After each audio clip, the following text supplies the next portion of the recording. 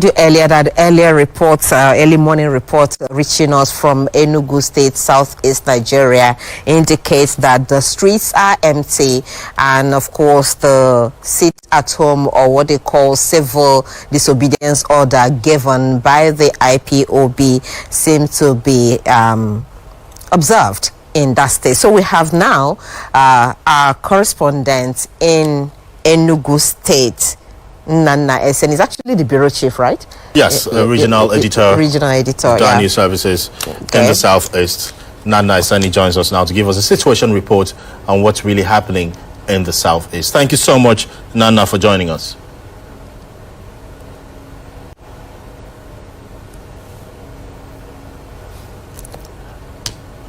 Nnnanna, can you hear us?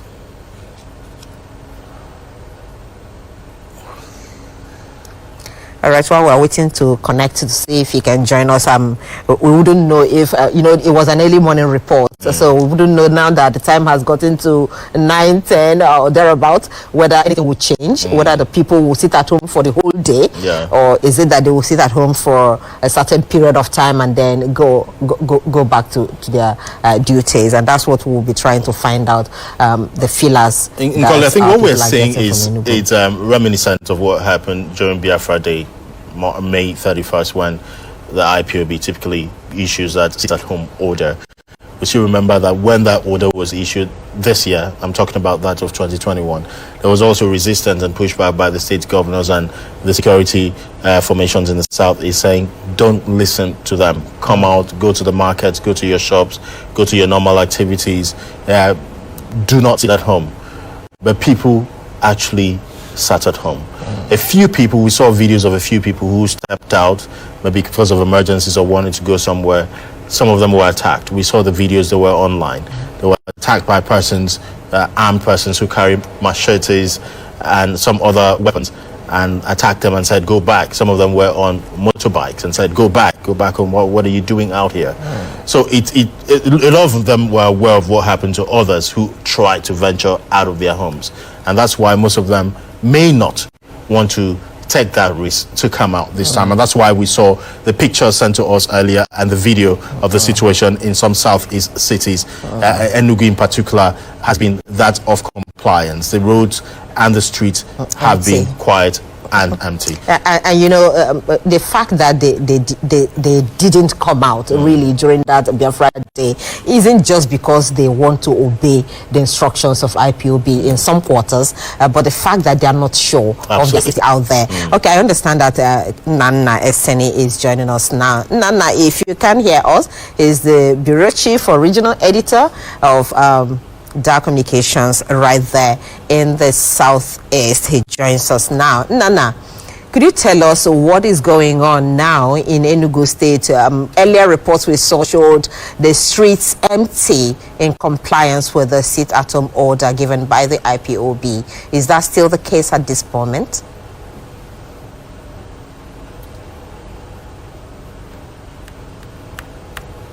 Can you hear us, Nnnanna?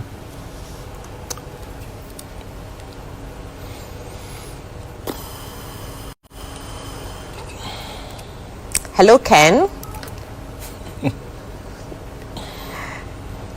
The situation actually. Yes, okay, please go ahead. Please. Everywhere, the roads and streets are empty. Unusual, unlike any other day, a normal day in Enugu State and Enugu City on Mondays, you can see parents rushing their work to schools, see business people going to their various locations. But this Monday morning, everywhere appears very lonely. You can drive the whole street from Opera Avenue to the main city market area. You won't see anybody. Maybe a few vehicles on the road, a few human traffic, people just watching from the roadsides on what is going to happen or what is happening. Certainly, it is all connected with the directive of the separatist agitation group, the indigenous people of Biafra, which called on people of the southeast region of Nigeria to shut down, not to go anywhere. What they call sit at home is a civil disobedience, and they are demanding that their leader Mazen Nnamdi Kanu be released from custody of the Department of State Security Services, DSS. They are agitating for a separate country they call Biafra. But so far, there has been no violence, no incident of any clash of any sort in Enugu. But people appear apprehensive. They are afraid of what may happen. Not really that anybody is forcing anybody to stay at home, but people are afraid that they may be attacked if they come out. Except for students who are writing the current National Examination Council, NECO, which today is the major subject, mathematics. Those people, parents have managed to take them to schools, but other schools appear shut, and there are no people or students at schools, except for those who are writing the NECO examination. Nnnanna, this is a report from Enugu State, where you are at the moment. Can you give us, or do you have information on what's happening in other southeast states and major cities, in Oka, for instance, in Onitsha, in Abakaliki, in Aba, in Owerri as well? Do you have any reports on what's going on there? So far, it appears it's the same situation from Abakaliki, Umuahia, and Onitsha. People are simply afraid of coming out for fear of being attacked by the militant wing of the indigenous people of Biafra. The state government had made announcements asking people to go about their normal businesses. But this morning, we are seeing a different scenario where people are simply not going out for fear, but simply for fear of being attacked.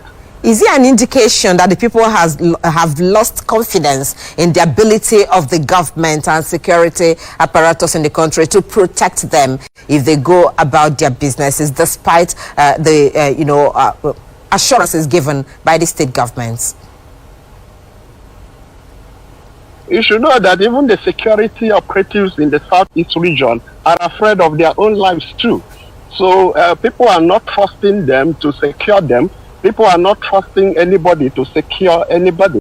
You are just simply securing yourself. That is what the scenario is here.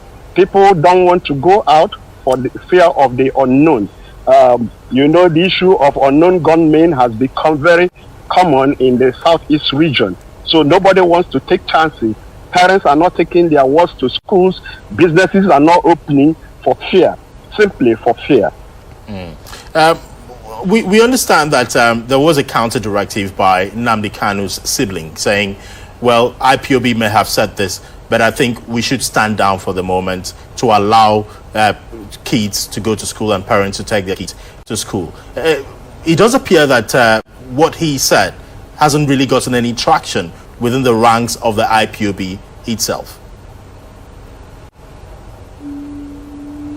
Well, the people are seeing it from a different way. They are saying that they need to give him support. For them, this is their own way of giving him support and attracting international attention. It's purely civil disobedience. They are saying that they are not violent, but they are just calling on their people to support their leader, Nnamdi Kanu, and then pressure the federal government of Nigeria to release him from custody. Yesterday, we got some brief clashing media press releases from the brother of Nnamdi Kanu himself and the spokesperson of the IPOB. While the brother of Nnamdi Kanu is saying that Kanu has asked his supporter people in the southeast to go about their normal businesses this Monday and to allow for students who are writing the NECO examinations to write their exams. The spokesperson of IPOB, Emma Powerful, issued a statement saying that the sit-at-home order is sacrosanct, in quotes. He used the word sacrosanct, and that it must be complied with, that the education of education of the students cannot be weighed across the rights and privileges of their leader, Nnamdi Kanu. In fact, he alluded that for 3 years that the Nigerian Civil War was fought, the southeastern people did not go to school, and that not going to school on Mondays alone will not kill the Igbos just for the release of Nnamdi Kanu. That is the situation here. The people appear to have been indoctrinated. People are afraid. I have always repeated, people are afraid. It's purely people being afraid of being attacked and nothing more, nothing less. All right. Does that suggest these conflicting directives from the IPOB, does this suggest that there's a crack in the IPOB at the moment? That's the first prong of the question. And the second one would be how you think this sit-at-home order would pressure the government from what the IPOB members want to believe, pressure the government to release Nnamdi Kanu, because to start with, the President Buhari isn't the one that is being affected by the businesses that are shut down today, and the people in the Federal Capital Territory aren't, or the government, the leadership at the national level aren't the ones affected. It is the people themselves that are affected, that wouldn't have daily bread if they continue with this. Well, what you have to understand is that the supporters or followers of Nnamdi Kanu are not the elitist group. They are the ordinary people, the traders in the markets, the artisans, and the rest. They don't understand this language of the impact on economy or in the education sector or what. They simply believe on what they call a new country called Biafra. And many of them are of the youthful age. Many of them are in their early 30s, and early 20s and 30s, who did not witness the Nigerian Civil War. So all that you are telling them about the impact of a war does not mean anything. It doesn't matter. All right. And Nnnanna, Eseni, that's how much we have time for. Thank you so much for that comprehensive update you've given us. Nnnanna Eseni is a regional editor for DAAR News Services in the Southeast, giving us a situation report on the sit-at-home directive issued by the indigenous people of Biafra, IPOB. Thank you so much. Have a wonderful